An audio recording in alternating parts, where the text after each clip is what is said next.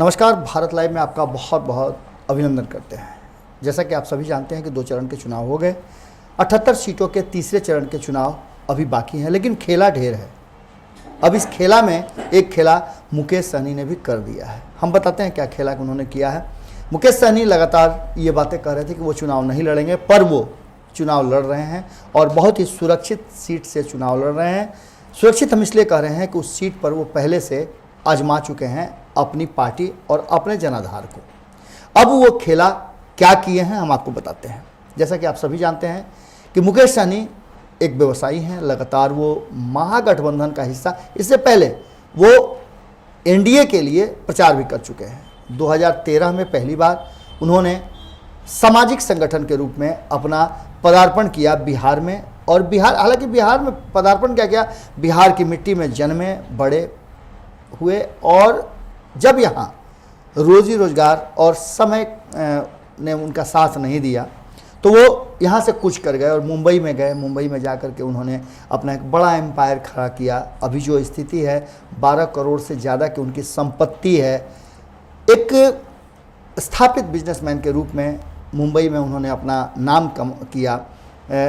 कई event management का काम करते हैं। इन सब के साथ साथ वो जीवन को बहुत नज़दीक से करीब से देखे हैं, और गरीबी से उभरा हुआ व्यक्ति जब अमीरी की तरफ जाता है तो उसे एहसास होता है कि वो कहाँ से आया है। और यही ख्वाब लेकर के वो 2013 में बिहार आए थे। सन ऑफ मलाह के नाम से जाने जाते हैं, और उन्होंने विकासशील इंसान पार्टी बाद में बनाई। उससे पहले वो एक संगठन चलाते थे, निषाद विकास मंच। अब निषाद विकास मंच के तहत उन्होंने बहुत सारे काम किए, लोगों को एकजुट करने का प्रयास किया। एक बड़ा वोट बैंक उनके पास है, और लोगों को जगाने में, अपनी जाति और उपजातियों को एकजुट करने में उनकी भूमिका को आप नकार नहीं सकते हैं। यही कारण है कि 2015 में उन्हें एनडीए ने अपने स्टार प्रचारक में जगह दिया था, जबकि वो कोई ना राजनीतिक पार्टी के सदस्य थे और ना ही उनकी योग्यता राजनीति में बहुत बड़ी थी, लेकिन उनकी क्षमता और उनके उस जो समीकरण थे, उस समीकरण को एनडीए ने अपने हाथों में लिया। लेकिन तब स्थिति कुछ दूसरी थी, और नरेंद्र मोदी के विरोध में जो लालू प्रसाद और नीतीश कुमार ने एक अभियान छेड़ा, उस अभियान में वो बहुत हद तक सफलता के बाद भी असफल रहे। सरकार नहीं बनी शुरुआत में, और इस कारण से आगे चल करके स्थितियां बदलती चली गईं, और बदलती क्या चली गईं कि उन्हें महागठबंधन के शरण में जाना पड़ा। 2019 के लोकसभा चुनाव में महागठबंधन की तरफ से उन्हें 3 लोकसभा की सीटें मिली थी, पर उनकी हार हुई। हालांकि हार तो सबकी हो गई थी, लेकिन उसके बाद महागठबंधन में धीरे धीरे जो उपज रही थी भीतर ही भीतर स्थितियां, उस स्थितियों से उन्हें बाहर होना पड़ा। सबसे अंत में बाहर होने वाले यही थे। उससे पहले महागठबंधन से जीतन राम मांझी आउट हो गए थे, उपेंद्र कुशवाहा आउट हो गए थे, और उसके बाद भी टिके रहे थे मुकेश सहनी। लेकिन जब संयुक्त प्रेस वार्ता हो रही थी और सीट शेयरिंग का बात मीडिया के सामने रखा जा रहा था, उसी बीच में जब मुकेश सहनी को लगा कि उनके साथ न्याय नहीं हो रहा है, उन्होंने बीच प्रेस वार्ता में खड़ा होकर के कहा कि उनके पीठ में खंजर भोंका गया है, और वो वहां से बाहर हो गए। अब उनका कहना है कि वो पुराने घर में वापस आ गए हैं, और उनके मान सम्मान का जो धज्जी उड़ाया था महागठबंधन के नेता और कर्ता धर्ता तेजस्वी यादव ने, उसको पूरे सम्मान के साथ भारतीय जनता पार्टी, प्रधानमंत्री नरेंद्र मोदी, अमित शाह, गृह मंत्री जेपी नड्डा और नीतीश कुमार ने सम्मान दिया। हालांकि एनडीए का जो स्वरूप है उसमें तस्वीरें तो लगती हैं, लेकिन सीटें जो हैं वो बांटने में एनडीए जैसा नहीं लगा। अलग अलग खेमे बट गए, और खेमे में ही सीटों के बंटवारे हो गए। खैर, ये सब बातें हमने आपको बता दी है। अब स्थिति है कि सिमरी बख्तियारपुर से वो चुनाव लड़ रहे हैं, और सिमरी बख्तियारपुर से चुनाव लड़ने के पीछे भी एक बहुत बड़ी बात है।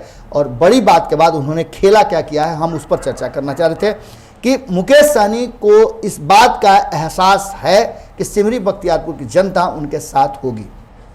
जदयू के खाते में ये उपचुनाव में सीट गई थी, उससे पहले थी। जदयू चुनाव लड़ा था। आपको बता दें कि 2019 के चुनाव में दिनेश चंद्र यादव एमपी बन गए थे, जिन्हें विधायक रहते हुए एमपी का टिकट दिया था नीतीश कुमार ने, और उसका फ़ायदा ये हुआ था कि वो चुनाव जीत गए थे और सीट खाली हो गई थी। उपचुनाव में अरुण यादव वहाँ से उम्मीदवार बनाए गए थे, और आरजेडी ने अपने उम्मीदवार के रूप में जफर इस्लाम को टिकट दिया था।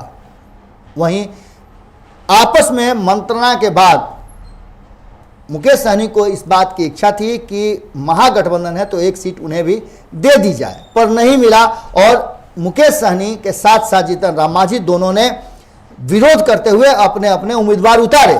और इस उम्मीदवारी में कहीं ना कहीं एक बात तय हुई कि यहाँ अपने सिमरी बख्तियारपुर पर उन्होंने अपने उम्मीदवार उतारे और उनके उम्मीदवार ने अच्छी खासी वोट ले आए। लगभग 30,000 के आसपास उनके पास वोट आए और ये वोट अब मुकेश सहनी के लिए कहीं ना कहीं एक मंत्र है जो आगे बढ़ करके वो खुद इस सीट पर चुनाव लड़ करके आगे सदन में जाना चाहते हैं और अपने समाज के लिए बहुत कुछ करना चाहते हैं।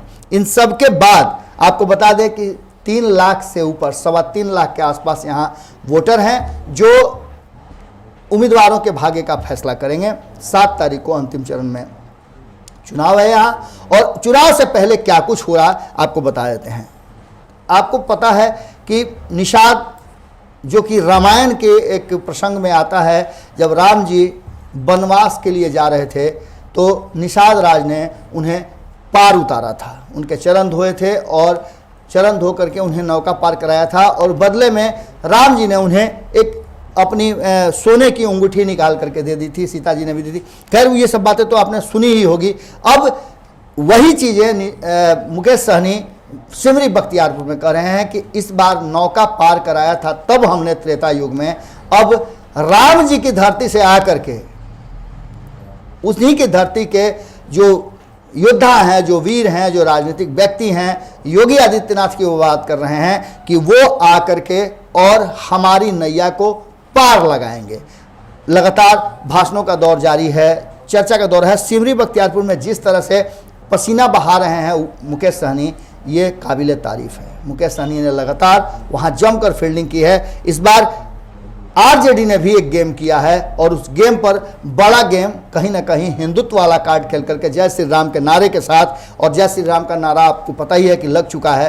अब ऐसी स्थिति में मुकेश सहनी के लिए जदयू और भाजपा दोनों ही फील्डिंग कर रही है और जैसे ही आरजेडी ने अपना उम्मीदवार बदला है, आपको पता है कि मुकेश सहनी के खिलाफ उनके पिता लड़े थे, आज पुत्र के सामने यूसुफ सलाउद्दीन के सामने मुकेश सहनी खड़ा हैं और यहाँ लड़ाई बड़ी टक्कर की हो गई है। मुकेश सहनी ने पूरा दम लगा दिया है। देखने वाली बात होगी, पिता से तो हार गए थे पर महबूब अली कैसर से हार गए थे, अब देखना होगा कि पुत्र के साथ क्या कुछ होता है। हालांकि मुकेश सहनी को जीत का पूरा उम्मीद है और इतना ही नहीं, उनके पार्टी के प्रवक्ता, राष्ट्रीय प्रवक्ता मुकेश सहनी के बहुत करीबी राजीव मिश्रा और पार्टी के प्रवक्ता भी हैं, उनके रणनीतिकारों में शामिल हैं। उन्होंने तो साफ तौर पे कहा है कि वो 11 में से 9 सीटें जीत रहे हैं और 9 सीटों में सबसे ज़्यादा अंतर से जीतने वाली सीट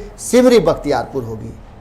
ये गेम अचानक से चेंज होना और मात्र 1 महीने के अंदर में स्थितियों को बदल जाना निश्चित रूप से एक बड़ा कारण दे रहा है। 8 तारीख को आपको याद होगा, 8 तारीख से पहले जबकि प्रथम चरण के अंतिम दिन का नामांकन था, उससे ठीक पहले महागठबंधन की बैठक में उन्होंने विद्रोह करते हुए बैठक से बाहर अपने आप को कर लिया था, महागठबंधन से भी बाहर कर लिया था और ठीक 1 महीना के बाद उनका चुनाव है। जब वो कल तक कुछ और बातें थी, आज पूरी तरह से वो अपने पुराने घर में कंफर्टेबल महसूस कर रहे हैं और जहां भारतीय जनता पार्टी का उनको फुल सपोर्ट है, वहीं नीतीश कुमार की पार्टी भी वीआईपी को लेकर के काफ़ी एग्रेसिव है और ये सीट एक बार फिर से मुकेश सहनी के साथ मिल करके वापस लेना चाहती है जदयू आरजेडी से। उम्मीदवार बदलने पर निश्चित रूप से थोड़ी सी नाराजगी तो यादव वोटरों में जरूर है, पर देखना होगा कि यहाँ क्या परिणाम होते हैं और परिणाम को लेकर के जितना दावा राजीव मिश्रा कर रहे हैं वो भी 10 तारीख को जब ईवीएम मशीन खुलेगी तो देखना होगा, और 7 तारीख को वोटर कितना ज़्यादा एग्रेसिव होकर वोट देते हैं ये भी देखना होगा। पिछली बार जो उपचुनाव में जीत हार हुआ था वो लगभग 37,000 से हुआ था। इस बार कितना अंतर पैदा करते हैं मुकेश सहनी, ये देखना हो, क्योंकि उनके पास वीआईपी के भी वोट हैं, उनके पास जदयू के भी वोट हैं, उनके पास बीजेपी के वोट हैं और उनके पास हम के भी वोट हैं। मामला कड़ा है और बड़ा भी है। मुकेश सहनी जीतते हैं तो उनको अपने समाज के लिए बहुत कुछ करना है, जिसका ख्वाब देख करके 2013 में वो अपने बिजनेस को भी एक तरह से समझिए कि कम करके आए थे, क्योंकि जब आप जानते हैं कि मालिक गईले घर तो जने तेने हर वाली बात है। खैर बिजनेस भी उनका चल रहा है और खास करके सिमरी बख्तियारपुर में उन्होंने 10 जो वादे किए हैं वो वादे पूरा करेंगे और 10 वादों को पूरा करने के लिए वो चाहते हैं कि सिमरी बख्तियारपुर की जनता उनके साथ खड़ी हो। जुड़े रहिए भारत लाइव के साथ, खबरों का सिलसिला लगातार जारी है। नमस्कार। बढ़ाएं अपना कदम सक्सेस की ओर शिखर करियर इंस्टीट्यूट के साथ। शिखर करियर इंस्टीट्यूट पूर्वी भारत में एकमात्र कोचिंग संस्थान जो एक्सक्लूसिवली है मेडिकल एंट्रेंस एग्जाम के लिए।